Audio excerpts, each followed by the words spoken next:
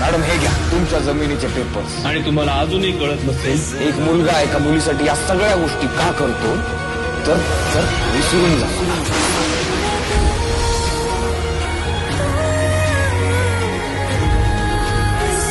25 आणि 26 ऑगस्ट संध्याकाळी 7 वाजता स्टार प्रवाहवर.